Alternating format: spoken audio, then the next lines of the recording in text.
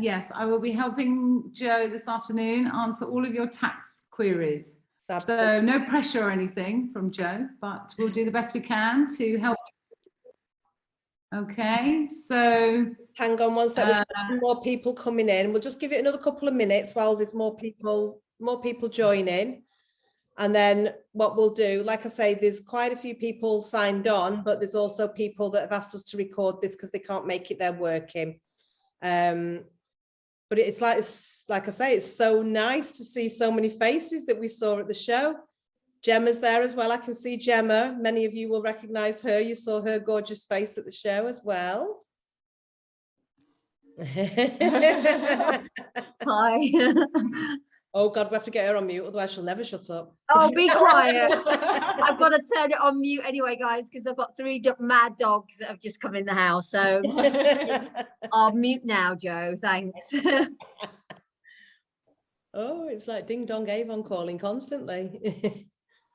So we'll give it another. What's Gemma doing on? She knows it. Just bear with us one more. Oh God, we've got 19 now. 19. Just to rub it in, it's only been 19 degrees today. I don't know if you can see the sunshine out there now and the bougainvillea. It's very Mediterranean out here, everybody. If you have got a camera, put it on so we can see you, because it's horrible for us looking at a black screen. It's nice to see your faces. There we go, Jerry, John, hello. Hello. Unless you sat in your underwear. And then... Yeah, then we don't want to see that. Right, so let's have a look. Let me just get that smaller. What's Hazel doing on it? What's Hazel doing on it? She's our Don. Right then, guys. So I think we'll get started. No, I think we'll get started. What we'll do, if anybody knocks on, we can let them in, can't we? Right, we are recording this because, like I say, there was quite a few people that wanted us to record so we could send it out to them. It's, like I say, lovely to see you all. Just a few short days after meeting you at the show. I'm surprised I've still got a voice left after the amount of people that we met. I hope you got some good information from the people that you met there, and I hope you got the best information from us. So it's very nice that you've joined in with our webinar, and hopefully we're going to give you lots more information today.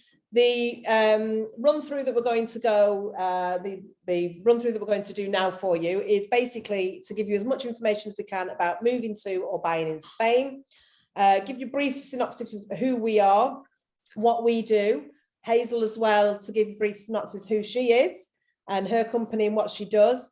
We're going to talk through residency, visas and tax implications of Spain, all things relocation, and then give you a little bit of an idea of the different areas that you could choose to be in Spain. I know many of you have got ideas of where to be, but hopefully I'm going to convince you that this right here is the best place to come and see and spend some time with us, because it's absolutely gorgeous. Anyway, first things first, as many of you will know, my name's Jo, and we have Gemma there with her crazy dogs just on one of the screens, and this is Emma. Hi. And we're all part of the Team Aldertons. We also have a fair few more of us that work in our office. You all met Crazy Andrew at the show as well. That's my lovely hubby. And we are all immigration experts. We're all qualified in Spanish immigration. We've been doing it for many years. We're not solicitors. We don't need to be solicitors for immigration. We're not interested in, well, it's quite pertinent at the moment, obviously, with what's going on in the world with the war, but we don't work with human rights or anything like that. What we do is we are processors of immigration visas. And we are very experienced in that. We've processed over 2,000 immigration visas into Spain. We've been working with the non-EU citizens for the past 7 years, with Americans, Canadians, Australians, and we're just doing another Australian one. We got one approved today, actually, Venezuelans, South Africans. So we've been doing this for a long time.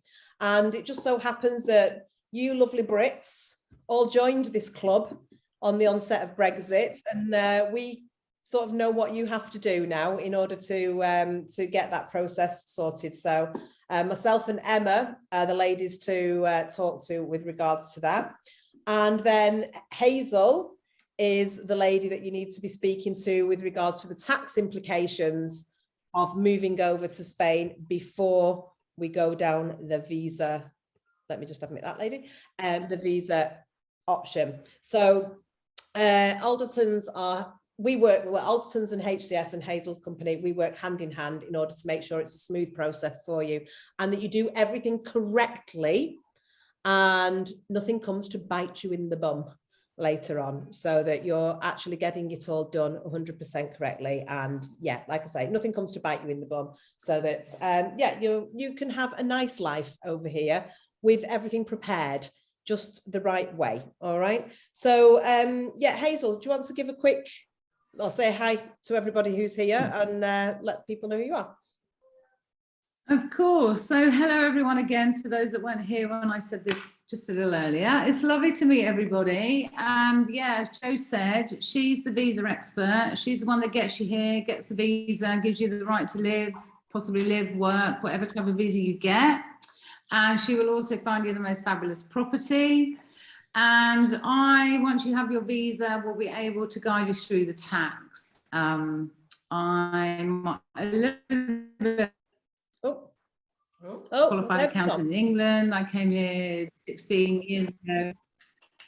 And can you hear me still? Yeah, you went a little bit funny. Have you been on the sauce? Not yet. No, not yet. Not yet. No, so basically what happened is I came here as a qualified UK accountant. I then requalified as a Spanish accountant. I've been here for 15 years and had my own business for 13 years. So I've been guiding everyone through the myriad of the tax obligations. So I can help you with all of that from the beginning right through to what you need to do if you are retired here, if you're just living here, if you have a business here. So happy to answer all your questions this afternoon about tax, but really you have to come to Jo first before you come to me. Yeah, you're like the tennis ball, and Hazel and I are like the rackets, and we'll bounce you between ourselves in order to get you sorted. Okay. So we have a number of questions that have been sent to us by various different people. So we're going to start reading through them first to answer all these questions that come through. And meanwhile, whilst you're on here, if you want to type any questions through to us, feel free, because we can answer them as we're going along, but feel free to take notes as well.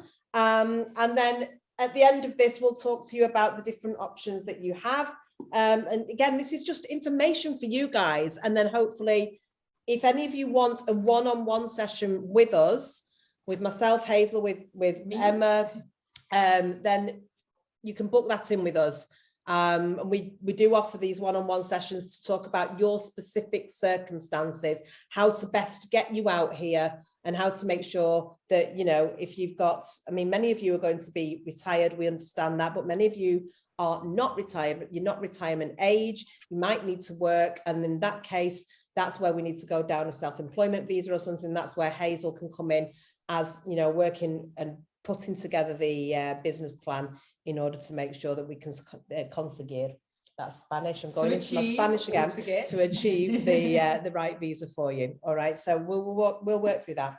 Firstly, let's run through a couple of the questions, and then we'll talk about the type of visas that are pertinent to getting you over here. So, hello, I'm mainly curious about the potential pitfalls of the move. The experience of people who have moved there have been very challenging in terms of navigating unexpected taxes, car registration, unexpected fees, delays due to cultural differences in priorities, utility setup. Wow, this is a big one.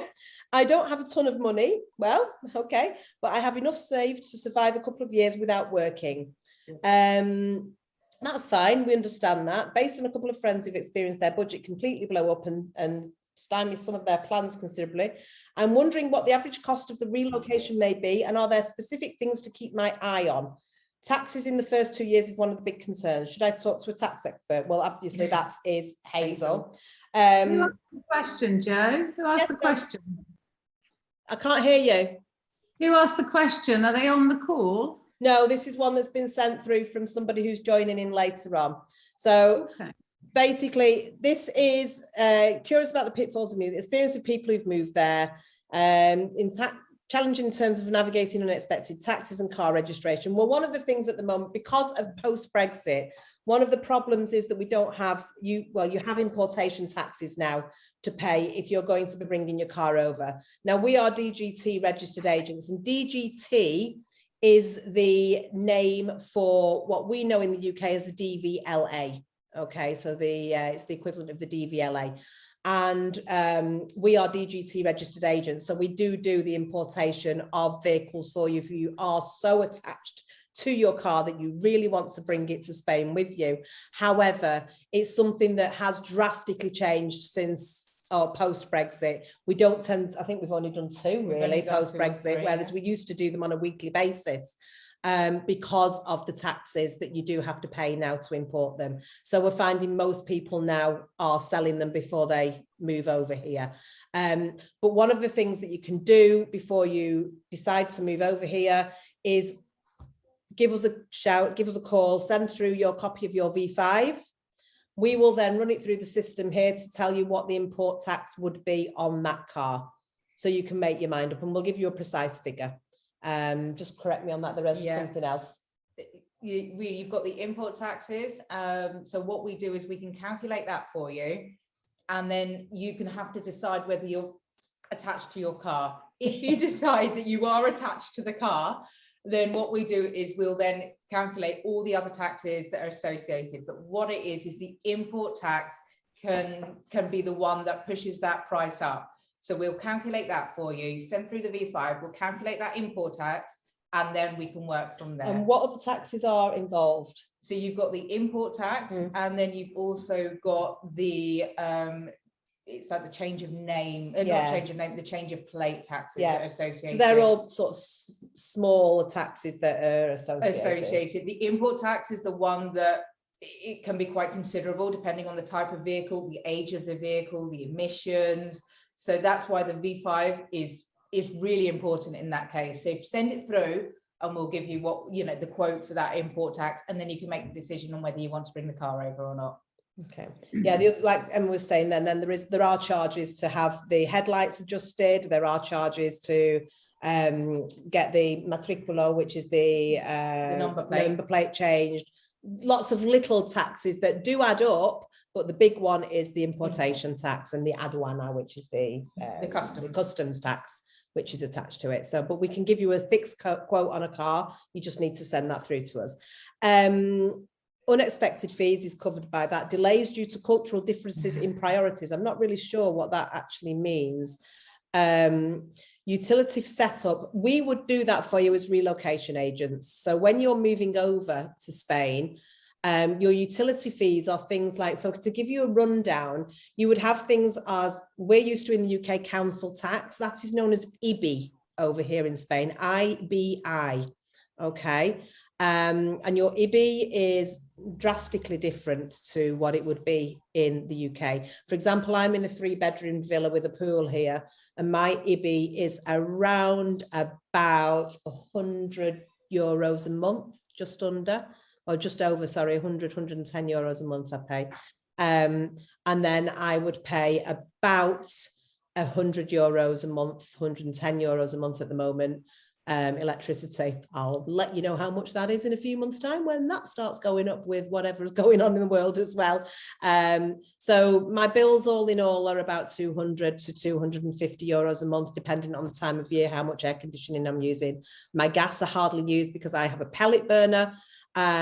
So yeah, there's plenty of websites out there that you can use for comparison sites on things like that. There is one called Numbeo, sorry, Numbeo.com. Numbeo, Numbeo, Numbeo.com. Really good website. You can go on that, and that will tell you the things like the price of milk in Malaga compared to Alicante, compared to Madrid, compared to Mallorca, against the price of bread, compared to Manchester, you know, so it's a really good thing to, against a shopping basket, for example, in the UK, the average price is £65.45 against an average shopping basket in Spain is €52.40.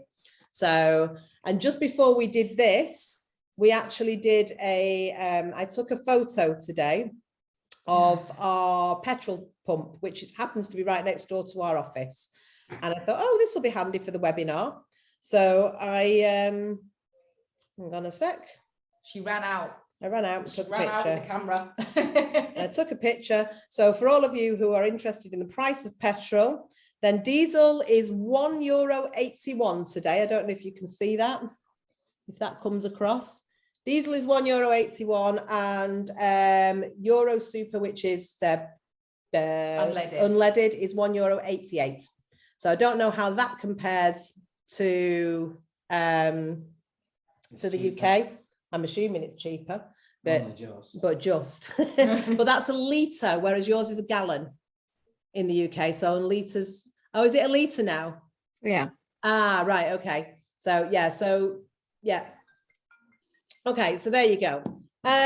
So that's, and your utilities as part of our job as relocation agents is one of the things that we always make sure that you do as well. So we will make sure that your electricity, your water, your gas, everything like that is changed over into your name. And then once you've got your first bills in, we can check what tariff that you're on to make sure that you're on the best tariff that's available in your area, and make sure that it's going to work out, it's going to be economically the right thing for you to be on. So a lot of the time, solicitors will literally just change things over and put them into your name, whereas as part of their conveyancing, whereas we'll actually sit there and make sure that it's working for you. Okay, so that's one of the best things for you. Delays due to cultural, did we set that? A ton of money, but I don't have enough saved to survive a couple of years without working. Okay, so if you don't hold an Irish passport or an EU passport, and you are not of pensionable age, well, even if you are of pensionable age, then unfortunately you do not have the right to work in the EU. Okay, so you are going to have to request permission to work within an EU member state, i.e. Spain. Okay. That means that you are now, we're classed as third country nationals, all right? We've lost that right to just come over here and start working. In order to actually request the right to work, we need to prove certain factors. And these factors are that you're qualified to work in the industry. In that industry, in that field, or that you have experience, proven experience in that field. So work contracts, letters of recommendation, anything like that would help to prove your experience in the field. Yeah. So if you, for example, want to come over and work as a yoga instructor, or set up a yoga company, then that's quite okay. You can do that, but you have to show that you have the funds to sustain yourself for at least 3 to 5 years. And you have to show that you have the qualifications to be a yoga instructor. You also have to show that you can, well, by sustaining yourself for 3 to 5 years, they would look to see that you were able to take staff on within those 3 to 5 years. They would also look to see that you could take on a permanent location within those 3 to 5 years as well. So there's lots of ways of coming over and working, but it has to be a proven position. You can't just have a friend offer you a position within their company and pay you a wage behind a bar, for example, or give you a contract as a carpenter or something like that. That doesn't work anymore. It has to be a job that is in demand for your role that only you can do. And it has to be something that an EU person or a Spaniard cannot do. So what about self-employed? So if you were going to be self-employed, that would fall like the yoga instructor that I've just talked about. You would have to be a self-employed person that you were qualified to do the work you were planning on doing. And you would have to put a full business plan together, showing that you have the funds to survive in your industry for at least 3 to 5 years, that you would be able to bring economic benefits to the area that you were planning to move to. and that you would be able to sustain that business for 3 to 5 years, showing that you would be most likely to be employing somebody within the 3 to 5 years that you would be there, or within that 3 to 5 year business plan, and that you would be also have enough money to one side to sustain yourself without having an impact on the business, the self-employment that you would be taking on. So it's not easy anymore. No, not at all. What we always say to people, if you're looking at going down the self-employment route, is we move people over first on the non-lucrative visa. Yeah. And then we do the study in that first year and put the self-employment application in, because the non-lucrative visa can be transferred to a self-employment visa. And much more likely to be approved when it's focused on the area that you're in, rather than sat in your front room in the UK. Yeah. And you're talking about things that you're not there to actually make reference to specific places, points, addresses, people. You know, it's much better if you're actually in situ, and then you can make reference to specific places, points, people, etc. Market research on the ground. It has to be that way. It's very, very rare that a self-employment visa will be granted if you're not already in Spain. Yeah. Yeah. Okay. Yeah. So it's so non-look first and then see where you go. Yes. Okay. Very much so. Very much so. And bearing in mind that from a personal perspective, so an actual living and survival point of view, the money that you are going to need to be able to survive for you as your own person, which would be 20, well, I'm going to call it 30k a year, is that's one side of it. That's for you to survive on before you're sustaining any type of business. Yeah. Okay, so that's what they're going to look at as well from a funding point of view. So it's very, very, it's not easy. It's not easy these days, unfortunately. It's not impossible. It's just not easy. Well, this is where Hazel comes in with Michelle saying, there's a question that Michelle Ledger's put on here. When you say permanent, do you mean that you have to buy? And no. A lease on a commercial property is generally between 3 to 5 years. Okay, and what about dependents? The next one Michelle's asked, what about dependents? Again, so when we're looking at dependents, when you're looking at a work contract or on an autonomo is self-employed, on a self-employed visa, it's the same as if you were looking at a non-lucrative visa criteria. So they're going to look that for the first person, they've got about 30,000 a year to sustain themselves. And then they'll look at 7,000 a year for every dependent on that person thereafter. So it starts getting quite heavy. Okay, Michelle. Yeah, Michelle's there with the Anthony circle. Yeah. What did Anthony then? It just flashed up and then. No. What happens if you have an Irish passport and your wife has a UK passport? Well, your wife needs to treat you like the god that you are, because basically you can come and go as you please. Look at Anthony. Anthony sat there with his orange neckerchief on, looking all happy then. Yes. Yeah, the Irish passport is it's basically an EU passport. So you can it's the same as it was for us before, or for the UK citizens before Brexit came to play. So you can come and go as you please. You have the right to work from day one of stepping foot on Spanish soil, and your wife is covered by your Irish passport. So she has spousal rights to EU citizenship, or to EU residency, should I say.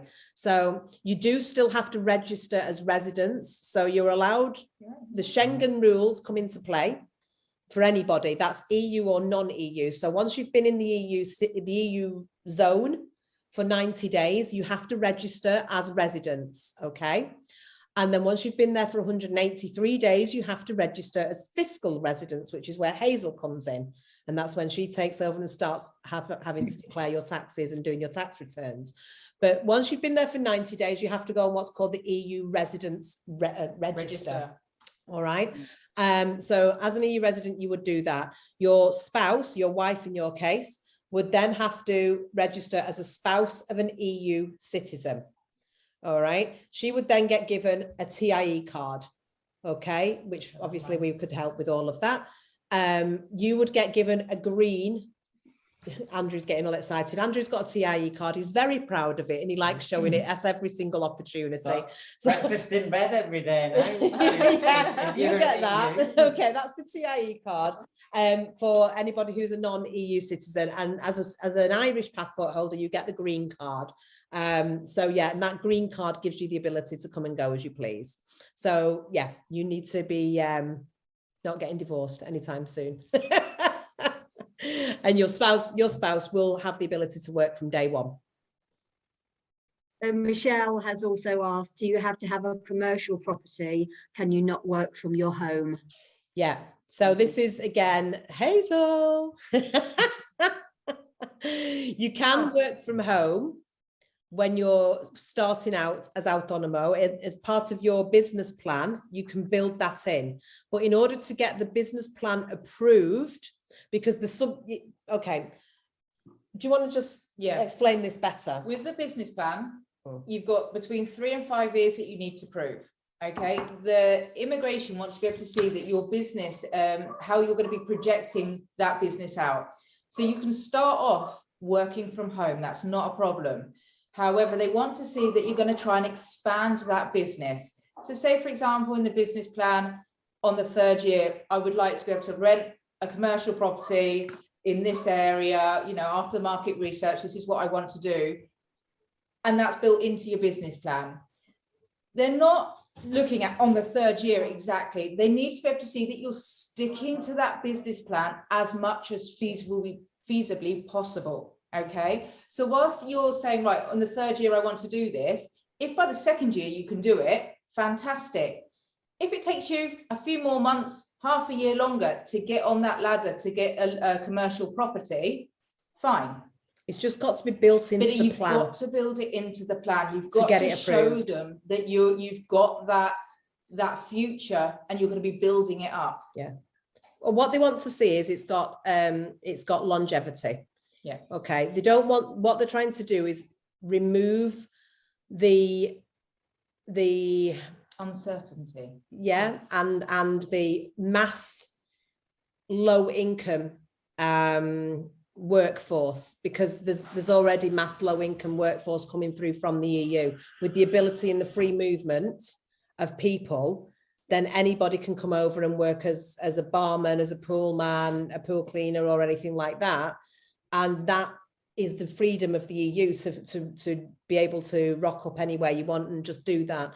And unfortunately, that's not an availability to people from outside the EU anymore. So they have to have this strict criteria in place now for non-EU citizens. So what they're doing is removing the ability for people to just coast along, and they want to see that there's room for growth for any non-EU citizen. So you have to have something in place to show that you have this room for growth.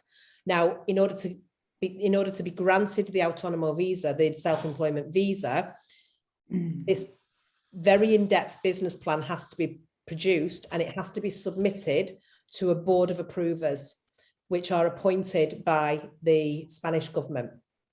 Okay, that's why it's got to be so in-depth and show this room for growth. And it is studied, and then it will be approved, which is why we say never ever have it done from your home country. Why you must always do it within the 1st year of being over here, whilst you're over here on a non-lucrative visa. I'm speaking Spanish now, visa. So always have it done within your 1st year, because you can make reference to specific points and you can show that you've done your homework and show how it will impact the immediate area that you're focusing on being in situ. So I hope that answers your question.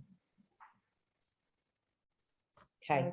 Right, so moving on from autonomo very quickly. If there are any more questions on it, oh, you're very welcome, Michelle. You're very welcome.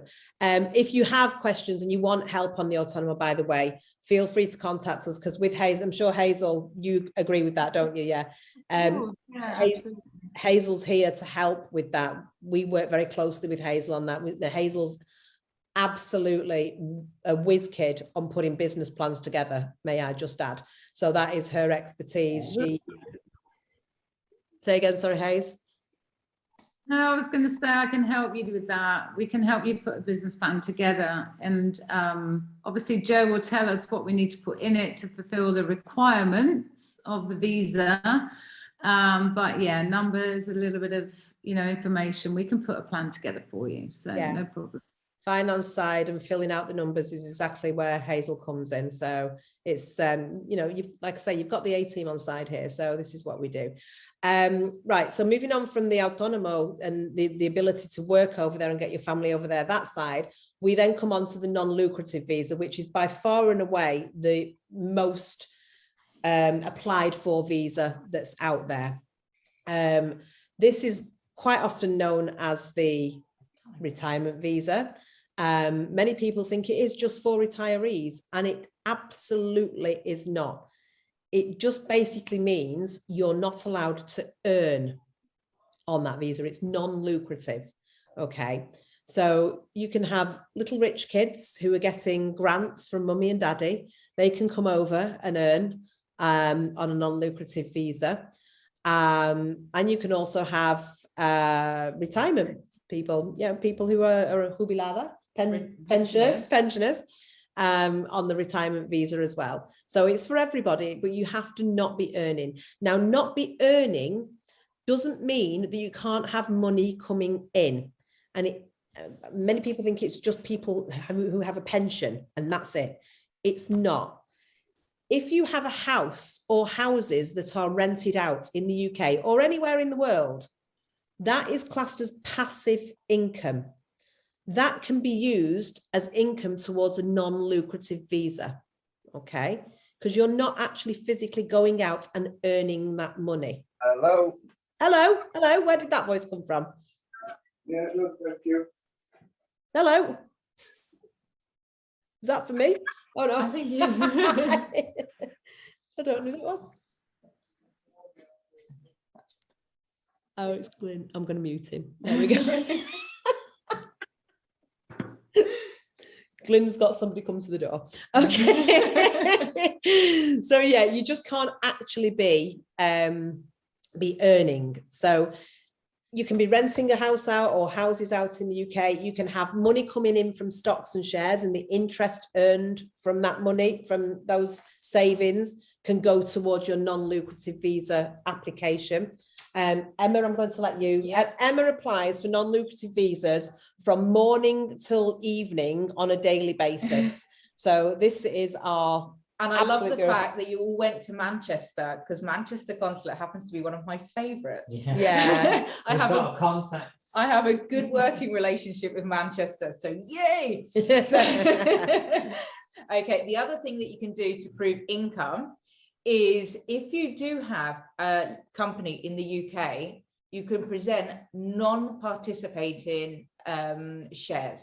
Okay, so you'll have to show that that company can work without you being there and working for it, and you're just taking your dividends from that, but it has to be non-participating. Okay, and that all goes towards showing the proof that you can support yourself whilst you're here in Spain for the first year's application, which, as Joe's mentioned before, it's 30,000 for the first applicant and 7,000 for the second, and anybody else that's coming on under that visa. Okay, we also have to show where you want to live in Spain. Okay, we can use our office address where need be, but they want to know more or less what areas you're looking at living in Spain. Okay, that you're in good health, so you're all healthy, you're all fit and healthy. So there's Andrew coughing in the background there. You just stay over there. And the last thing is criminal record check. Oh, okay. Dear. Oh dear, Andrew says, oh Got dear. mine. That you're all being good boys and girls. That's all. Oops. And those are the main criteria. And the last thing, sorry, that you have private health insurance here in Spain, or if you're coming over as retirees, as pensioners, that you have what's called an S1 certificate, that is your healthcare guaranteed by the UK government. Or if you're married to a pensioner. Or if you're married to a pensioner, you can also receive an S1. Okay, so those are the main criteria. Or, oh, go on, what have you thought? If you're cohabiting with a pensioner. We have had one. We have had one. We have had one. It was a fight. You don't have to be married. If you're in a relationship and you can prove you're in the relationship, then it is a bit of a fight, but you can get an S1. So for those of you who are not married, but you can, what's the word? Go to a solicitor and do a signed declaration. Then you can actually get an S1 it is a bit of a fight to get it, but it can be done. We have actually had somebody who got that about a year ago now, wasn't it? That was part of the Brexit negotiations, but yeah, they did get it, so it can be done. We have got that. So that was a question that came in and flashed up. Gemma, could you just have where did you get your S1? It was the S1's from the Department of Work and Pensions. So you need to speak to them. If you Google on gov.uk, gov.uk, and put in overseas healthcare or overseas team in the search bar, then they will, there's a telephone number that comes up there. You need to phone them and you request your S1 form. Now they will ask you first, when are you planning on moving overseas? They won't want to send you the S1 until they have a date for you moving over. All right. So basically, yes, you need to first of all have the date for moving over before they'll send it through. But we're going to talk to you about timeframes once we've gone through all of the visas, because it's very specific on timeframes with regards to getting all your paperwork together, because Spain and the embassy are very, very specific on paperwork validity. All right. And that includes S1s and insurance certificates and things like that. All right. But yes, you do need to speak to the Department of Work and Pensions in order to get that S1. So you were onto, that was your healthcare. That was, yeah, the non-lucrative visa. Right. So that's healthcare, that you've all been very good people. Now, GP certificate of good health. Now, just coming back to the criminal record check, they do only normally for minor infringements, or not minor infringement, I'm not talking about parking tickets and things like that, but if you have got a criminal record and it's they have a sliding scale of severity of your criminal record and offence. Yes, thank you very much. And that is, it normally goes back about 5 years. Now on that, it is down to the immigration office. So we can't say yes or no. If you show us what you have, we can't give you an absolute answer on that, because it is completely at the discretion of the Spanish immigration officer that's dealing with it. And if they deny it, there is no recourse at all for an appeal. So you do have to bear that in mind. And we have recently just had someone who was denied, and his was for it was speeding. It was speeding. It was a simple, well, it wasn't a simple speeding offence. It was quite a ridiculous one without insurance and things like that. So it wasn't just a 40 and a 20 zone or something like that. So don't panic. It was quite, it was a severe speeding offence, but it was a speeding offence, and something that he didn't actually tell us about it until the ACRO report came through. He took the decision to go ahead, and it was turned down. So you do have to be aware of that. But with us, if we're helping you on this journey, we just request honesty, and we will give you our honest feedback on what we think will be the outcome on that. We have a lot of experience in this, and we've seen a lot of different outcomes. So rather than panicking, just be honest and just give us as much feedback as just to give us your full feedback or your full honesty, and we'll give you our feedback on what we think would be the outcome on it. Okay. So yeah, moving on from the non-lucrative visa, we have, it was fascinating for us at the show, because we were hearing so many figures being bandied about on what people were telling people, and what people on other stands were telling you guys about what you needed in order to qualify to come over. to Spain. There was somebody somewhere telling people they only need €7,000 each to be able to come and live there. Just holding on when you said I know, it was great. So I'm going to run through the prices for you, all right? And like I say, we are going to send you out the brochure after this. So throughout the course of tomorrow and the day after, you are going to get the brochure with the full checklist for everybody. But the official figure for all of you that you do need to have in the bank or have coming in passive income is €27,792.96. That's in euros, okay? €27,792.96. Now that's what you need to have on a yearly basis, and that's the equivalent of. That actually works out at €2,316.08 a month. That's for the first applicant in a family. All right.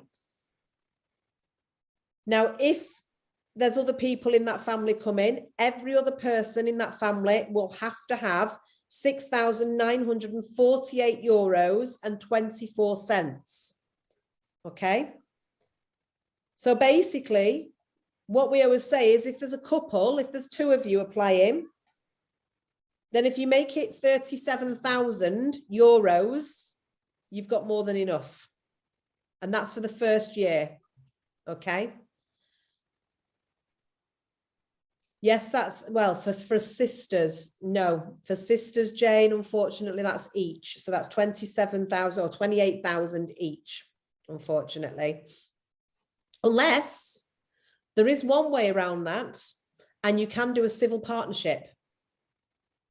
You don't have to be married in a gay or straight or loving relationship. You can marry your sister, can you? Well, you can do a civil partnership. Right. You can do a civil partnership, and then you can do it that way, and then you can save yourself 27. I'm going to have to get married to come over. No, you can. No, if are you in a? It's easier for me to get married. There you go. Honestly, between Emma and I, through Brexit and through this, we've had our hats on more times than I can tell you. We've seen more unions. You do weddings as well? Honestly, we've done lots and lots. We've arranged more unions, like I say, in the past few years of people getting married at the notary office, etc. It's been, yeah. So yeah, you're going to have to keep that to one side in a pot or in a separate bank account and just keep it sat there. Now, if you don't have that all in one go, you can actually have that coming in. It's like 2,000, keep it at 2,400, 2,500 euros a month coming in. That's for the first person, and 580 euros a month for the second person if you're in a union. If you're not, then it's 2,400 euros a month each person. That needs to come in on a monthly basis. All right. Savings? I'm sorry? So Somebody's asking if you can use savings. Yes, you can use savings. Yeah, just keep it all separate. And does that double in years? I'm just coming on to that now. This is an absolute fallacy. People have been talking about that for years 2 and 3. You have to have double the amount in the bank account. You absolutely do not. Really? 100%. We've been doing this for years. People have been bandying this around. We've got to have 70,000. No, I'm all ears. No. Yeah. You don't have to have that at all double. What you need to do is show that you still have the same amount as you had in your first year application, in your second year application. And they are trusting you to still have that. That's why they show you, or they will give you for year 3 as well. And then at the end of year 3, they want to check that you've still got that money there, and they will then give it for year 4 and 5. Okay. And then they don't even check at the end of year 5. There's my children. Say hello, girls. Say hello. Right, go on now. So they don't. Shoo. They don't even check at the end of year 5. They will just automatically roll it to a permanent residency. That's really good information. No, that's what we're here for. That's what we're here for. So yeah, there was a lot of ambiguity right at the beginning when Brexit happened and it rolled over onto the non-EU visas. even within the embassies in the UK, the Spanish embassies in the UK, because it was a new process for them as well. In the other embassies outside of the EU, in America, like I say, in Australia, they've been doing it for years, so they knew the processes, but these guys didn't. We knew it because we'd been dealing with it. So we were fighting it with them, constantly saying, no, that's not right. And they were just, it was their interpretation. That's all. So we've been fighting it, and it's now all settled and it's right. Everybody knows the score now, and everybody knows that it's 1 year at all times that you need to prove. Okay. So even when they asked for 2 years, we fought it and say, no, you're wrong, and we got it through. So don't Well worry. done. Yeah. Oh yeah. We're a little bit like Rottweilers. Don't worry. You don't look like one. We're quite good at that. When they get. That's why we quite like Manchester, because they not so much me, because I'm like a pussycat. I'm sure you can tell. But Emma, when she gets going, is absolutely vicious. But no, it's that's one of the things with us. We deal with them on a daily basis. So even one of the things that you'll get to know when you're all thinking about moving to Spain, and one of the things with moving to Spain is Spanish bureaucracy sends you grey. All right, it is what it is. There's nothing we can do about it.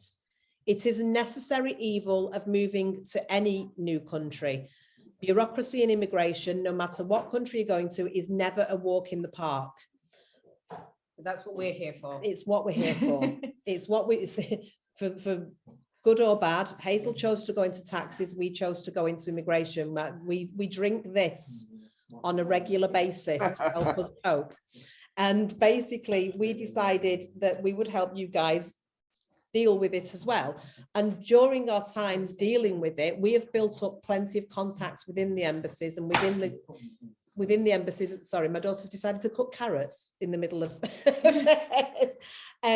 within the embassies and within the consulates. So we now know if at the last minute they do decide to throw a curveball in and say, oh, today they want this piece of paper, but they want it pink with yellow spots on or whatever, and they're sending you on your way home because you've not got it that way done, then you phone us and we'll be like, no, Jose, that's not going to happen today. Let's just, you implement that rule tomorrow. You can implement it for everyone else that's not one of our clients today, but not for Mr. and Mrs. Smith.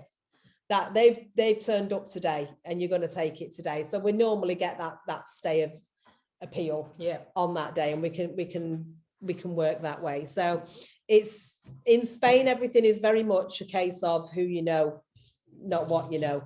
It's people deal with people a lot, and we've managed to build up that relationship a lot of the time with a lot of people. So well, Hazel knows that. Hazel's got that relationship with the tax office, which is very good. So, okay, moving on from our immigration side of it, because we've covered there the non-lucrative and the autonomo, the self-employment visa. The next one to touch on very quickly is the golden visa, which is also bandied about quite often. The golden visa is the way to purchase your freedom into Spain very, very quickly. And for those of you that are lucky enough to be able to go into the golden visa category, that is where you must invest a minimum of 500,000 into Spanish property In one person's name. Now, it breaks our heart. We've dealt with quite a few people already this year that have taken the wrong advice from estate agents or from solicitors in some cases and have bought the property in both persons' names. And then they can't get the golden visa. And this is a very, very costly mistake to make, because in Spain, when you purchase a property, you have to pay the tax, the purchase tax on top, which in the Valencian community where we're sat is 10%. On top of that, there are also notary fees, solicitors fees, etc., which are associated with purchasing a property over here. So it is a costly exercise.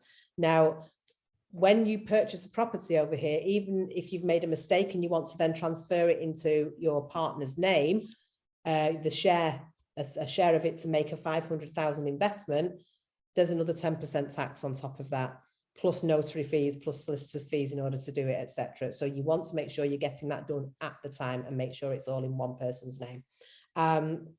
So yeah, once you've made that investment of 500,000, it's in one person's name. That one person will be given a golden visa. Now, a visa is not a residence permit. A golden visa is a travel permit. And it's a visa that allows you to travel in and out of Spain as many times as you want with no restrictions. It's for that person, and it is also for that person's direct spouse, their direct ascendants, and their direct descendants. So it means that mum, dad, and all of the children that are directly attached to that one person and the spouse can travel on that visa. Now, if that person and their ascendants and spouses and all the rest of it spend more than 183 days in Spain, then they become fiscally resident. That means that they're taxable, they're tax resident. And it is their duty to then declare their taxes in Spain. They then become non-fiscally resident in the country of origin. So in most of your cases, the UK, and become fiscally resident. That's when you need to then speak to Hazel and do your tax declarations in Spain. And this is where Hazel comes in. Hazel, can you explain what it means to be fiscally resident in Spain, please?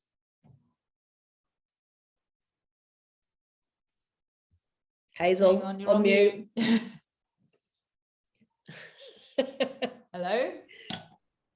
Sorry, talking to There you myself. go.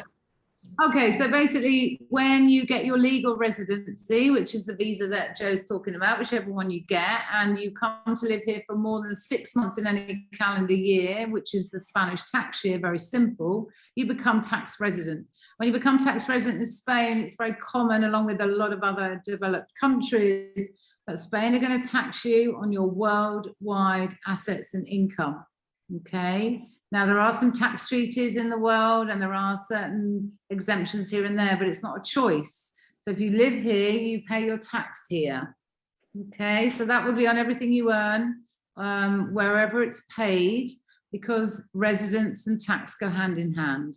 So what we do is very simple. It's nothing to be worried about. We just move. You're all paying tax wherever you live already now. The majority of you, I'm guessing, are on the UK if you met Joe at the show. So you're already paying tax in the UK on any of your pension income at source. So all we do is just move that tax from being paid in the UK to being paid in Spain. Happy days. It's very painless, I promise you. We're doing it a long time. It's very easy. It's a process. And then it's also not permanent. You're not changing your passport. You're not changing your citizenship. If you want to go back in a few years, we just reverse the process and you go back again and you can be tax resident in the UK. So nothing to worry about, but it is something that does follow your legal residency, your visa from Joe, that you will need to come and see me about your tax. Okay. And Hazel, can you just give a brief insight into what the tax, one of the questions I was getting most asked at the show is what's what's the word, where in the UK you've got a tax, not a tax break, but Racket. a tax racket. You're going to ask me what the tax-free allowance is. Yeah, that's it. Thank you. Because in the UK, it's very simple. You get £12,500 before you pay tax, 20%, then 40%, depending on how much you earn. It's very simple. In Spain, it's not quite so simple. However, you get allowances for how old you are, how your family circumstances, if you're married or not married, also depending on the type of income you have.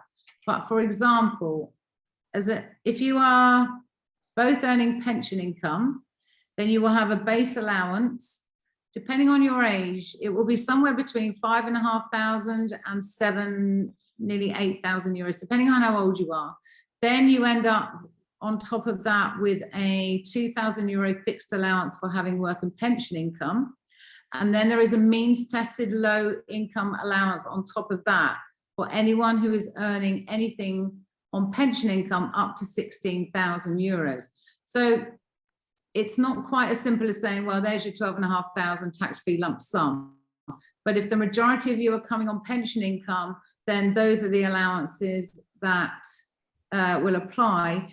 But to be honest, if anyone wants a tax card about the rates in Spain and a little quick email about how that will apply, then please drop Joe a line and I'll be happy to send you one. I've got a basic tax rate card you can have a look at. It's not too complicated and it will give you an idea.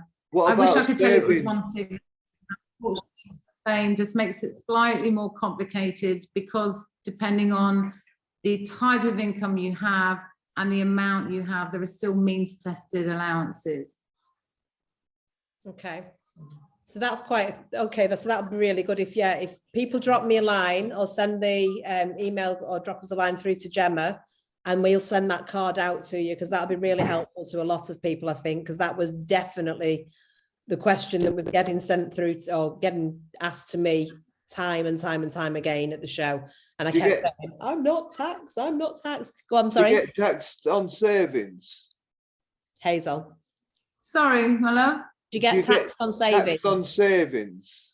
You don't get taxed on savings in what you bring with you. Obviously, what you bring with you is already yours. What you are taxed on is if those savings, after you became tax resident of Spain, earned, for example, any interest or any income. And would you be taxed on the interest then? You will be taxed on the interest that you earn on the savings after the date you become tax resident in Spain. And I can tell you for nothing that the date you move to Spain for tax purposes will always, always, always, always be the 1st of January. Yeah. Whatever tax year you move into in Spain, you will always be taxed here from the 1st of January of that year. And the reason for that is because Spain don't split the year. If you're here, 180, more than 183, more than 6 months, you pay your tax on the full year. And we always move you from the UK into Spain on the 1st of January. That's applicable to you. So we always say to them, don't we, Hazel, if they're selling the house or drawing down, somebody's just asked, are you taxed on a pension lump sum? We always say, if you do sell your house or draw down a large amount on your pension lump sum, try and do it in the January to the June of 1 year and move to Spain in the second half of that year. Oh, is that right? The rule of thumb, if you're in the UK, take advantage of the UK tax rules. You've got your lump sum pension, 25%. Take it before you come to Spain. There is an equivalent, but it's not as generous. So take your lump sums, because if you come here and you're a tax resident, then you're going to be taxed according to Spanish rules, and that's different, okay? Also, as Joe says, if you're going to sell your house, sell it before you come, because if you become tax resident here, then your principal residence is no longer in the UK, and they will tax you on the difference between what you bought it for and what you sold it for. So there's a lot of planning to be done before you come, and that can be done as you're getting the visa, the same process as you're going through with Joe, because the date that you get, here's the thing, if you get your visa, your legal visa that Joe's getting for you, if you get it between the 1st of January and the 30th of June in any year, then you become tax resident in Spain in that current year. Yeah. Because you will have spent more than 6 months here in that calendar tax year. So you will be taxed according to the law. This is what you should do, okay? You will be taxed from the 1st of January in that current year, because your residencia, your visa, states that you legally became resident in Spain for more than 183 days in that current year. If you get your visa through Joe from the 1st of July to the end of December in a year, then in that current year, you are in Spain for less than 6 months, less than the famous 183 days. So for tax purposes, you come into the system in the following 1st of January. So not in the current year, in the following year. So this gives you some time to make some planning about your assets, as Joe talked about, your house, maybe, you know, just moving things around, just looking at what the consequences might be if you do lose the tax-free benefits on certain things in the UK. ISAs are another one that you have to be careful of. They lose their tax-free status when you leave the UK. They are for tax residents. The tax-free lump sum on your pension, if you can take advantage of that and take it before you come, very good advice. Take advantage of it while you're still in the UK. Yeah. So these are just basic things. Yeah, one thing to bear in mind as well, what Hazel just said there about getting the visa in the second half of the year. That's the TIE that Hazel's referring to there, which is the residency card on the second part of the journey, that's declaring your residency in Spain. So the visa that we're referring to, the non-lucrative visa, the golden visa, etc., which you get issued in your passport, which you get from the embassy in the UK, is your visa permit, which gives you a window of opportunity, which allows you to move to Spain to get your residency card. Okay, so that isn't what Hazel's referring to. What Hazel's referring to is the second stage of the journey, which is the residency card. Okay, so don't get confused by what we've been talking about with the non-lucrative visa and the golden visa. The non-lucrative visa, the golden visa, the autonomo visa, etc. They're visas which are stamped into your passport, which allow you to move to Spain. That's basically the government saying, yep, you're all right, you can come. And once you've come, that's when we take over and we say, right, now we have to take you to the immigration in Spain on this side to get you that card that Andrew showed you before. And it's on the issuance of that card is when you then become officially a resident of Spain. And that's when your residency starts. That's when tax starts. That's your legal residence. Okay, so when you get your visa, residence. So if we apply for a visa prior to June of this year, for example, if it gets issued in May or June, how many days do we get it for? You get 30 days. The visa's issued, the visa? Yeah, the visa is issued for 90 days. 90 days. Having a moment. That. Sorry, the visa is issued for 90 days in your passport. So you get a window of 90 days. So if we were to apply for it now in April, for example, at the end of April, it comes through and you've got 90 days from the 30th of April to actually move to Spain. Okay. And that's when we get your TIE card. All right. And it's on the issuance of the TIE card when your actual residency starts. So you can still sell your house, get your visa, move to Spain and still be resident in Spain in the second half of the year. So you don't have to pack everything into the second half of the year and make it all very, very, very scary. You can actually still plan it out over the course of the year. But this is why I was saying earlier, we're going to touch on the timeframes later, because that's where we have to plan it to make sure it's all done and that you're not having a heart attack.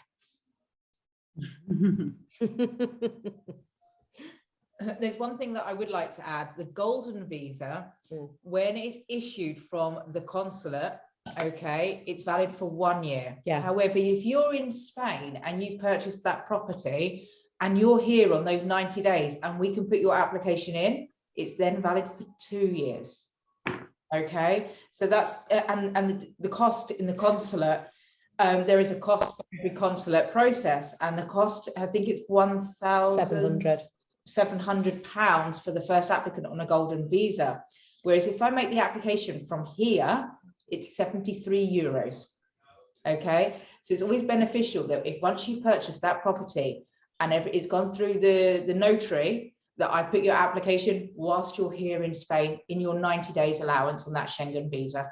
So there's lots of things, there's lots of nuances, there's lots of little lanes and pathways that we are aware of, that we know, that, you know, that's why hopefully you will stick with us. If you're going to make this move, if you're going to do this, we're going to look out for you. This is what we're here for, to make sure that you're doing it right and that we can choose the best path for you, you know, to the time frame, the right person, the right place, the right visa that suits your individual needs, to make sure that, like I said earlier at the beginning of the webinar, nothing's going to come and bite you on the bum, basically, and that we've chosen the right visa to get you the right circumstance at the end and the right result. All right, and basically to do it in the most cost-effective way possible, because that's, at the end of the day, why I set Aldertons up, is to make sure things are done correctly for you and that you're not being given the wrong information. I've chosen the people that I collaborate with, like Hazel and like the solicitors that I use, for a very specific reason, because they give you the right blooming advice. There's far, as you probably, a lot of you saw at the show, there was a lot of advice being bandied about there that was just ridiculous. And we like to just cut the wheat from the chaff and give it you straight. And this is why I like Hazel, because she just tells you how it is. And as I say, she'll scare the pants off you, but then you come and talk to me and I'll just give you some soothing balm. Answering a few questions now. Sorry? I'm just answering a few questions in the chat to some people individually, just so I can help them. Yeah, that's fine. That's fine. And basically, like I say, and we're all here now. You've got the contacts now. So if you've got any more questions, we can have these one-on-ones with you to suit your individual circumstances. And, you know, I'm glad you said that, because I'm going to have to go. I'm sorry. No, that's fine. No worries, darling. That's absolutely. Thank you so much. That's no problem. And I'll be asking you about prices as well. How much all it's going to cost? Massive. Take care. See you later. Bye-bye. Right. So the next thing is moving on from the visas. As I said to most of you in the show, we've got this checklist that we're going to send out to you as part of the brochure, which is all of the documentation that you are going to need in order to get everything ready in time. Now, we always say we're going to need a good, 2 months? 2 months to gather documentation. And once we've got your appointment in Manchester, okay, if we're going for the NLV, for example, the non-lucrative visa, Manchester are actually very good at telling me what their timescales are for processing that visa, okay? So yeah, to gather documents, we need about 2 months, okay? Yeah, you have your appointment in Manchester, and at the moment, they're taking about 3 weeks to process a visa. Okay? It's very quick. And sometimes it's even quicker than that. Okay, but yeah, 2 months is what I need. Yeah, and it's very quick and easy. We have a company in the UK that will get everything apostilled and translated all in one go and sent straight back to you, so that we can just present it very nicely, very neatly, just the way that the consulate likes it. So all in order, and we will have double checked everything to make sure it's exactly right for them. So we know what we're doing, all right, and we'll make sure that it's done right. So with regards to visas, I hope I can't see any more questions coming through on the visas or the taxes. If there are questions on the visas, just drop us an email and I'm more than happy to do the one-on-one or answer your emails. Any questions you've got, just let me know. Fabulous. Yeah. So the next thing, just very quickly to round it all off, because we've had you for just over an hour now, so thank you for sticking with us, guys, is just to say, for those of you who are thinking of coming out, then we would love to be given the opportunity to work with you. And obviously, we'd love you to be visiting our area in the northern Costa Blanca, because that's when you get to spend time with us and meet Hazel and myself and Gemma and Emma in person again. So one of the things that we offer is, because we met you all at the show, is the orientation tour. So if you are choosing to come and find this area and choose this area, then get in touch with us. We'd love to take you out and show you the area, introduce you to it around here. We'll take you out for the day. Oops, look, this is another member of the family. This is Gray. Not today, Gray. And we'll take you out, show you around the area, introduce you to the towns, the villages, the beaches, the types of properties that are available in this area that would suit your needs. And obviously talk to you about the prices and what you could get for your money in this area. And then talk to you about how we work as property finders and relocation agents and how that would work for you. So making sure that you do it properly, making sure that you would not be left hanging. You're not just being herded around, showing properties that don't suit you. We work for your specifications. So it's something that we set up on the back of our experience, mine and Mr. Ray's. When we moved out here, we had shocking service from some of the agents who were just showing us properties that just completely weren't right for what we were after. So that gave us the nugget of the spark to do what we do now and work to what you want. listen to you and find out what is best for your requirements. We know this area like the back of our hands, and we can work with you and say, well, actually, you like walking dogs, so why would we look in an area or on an urbanization that's got dogs banned? You know, or why would we look at somewhere you like lying in the mornings? Well, this area here has got, this is where all the starlings are waking up at 5 o'clock in the morning. So why would we be looking there? This is our local knowledge, and we're out working for you rather than working for the person that's selling the property. So it's our local knowledge that helps you find the right property in the right area and works for you. We want you to have the dream we've got. Yeah. And to be fair, we've got smug faces because we do actually love where we live. So if we can switch you on to checking out the Northern Costa Blanca and coming spending a day with us to show you around this area, then please do get in touch, because genuinely we'd love to spend that day with you, show you around. And if you would consider then taking us on as your buyer's agent, as your property finder, and as your relocation agent, then we'd be over the moon. So give that a thought. But for those of you that want to check us out for the property, not the property finding, the visas and the residency side of things, then get in touch, speak to us for the one-on-one, and we'll go through your individual needs on that. We'll be in touch with Hazel. Send us through the inquiry, the email there, and we can send you through that fact sheet that Hazel's got with regards to the breakdown on the taxes, so that you can do your own sums on that. And yeah, I've literally now run out of voice. So I am going to say good evening, buenas tardes a todos. And cheers. And cheers to all of you. So hopefully the next time we'll be in person and we can have a carver in person in the Mediterranean. Cheers, everybody. Yeah. Bye. Bye-bye, everyone. Take care. Thank you. Thank you. Bye. Bye. God.